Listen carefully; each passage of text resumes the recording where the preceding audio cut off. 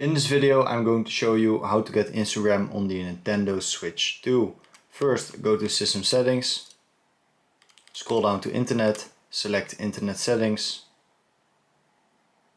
select the Wi-Fi you are using, change settings, then scroll down to DNS settings and switch this to manual, and then change the primary DNS to this code, so 045.055.142.122. Now once you've done that, click on save, click on OK,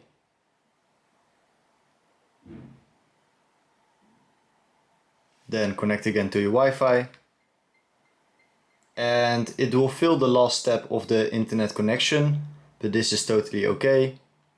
Click on OK, select Google,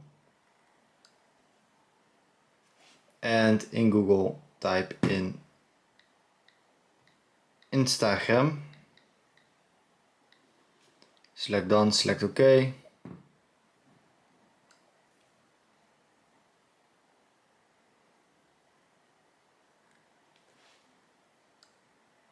and now we are on Insta.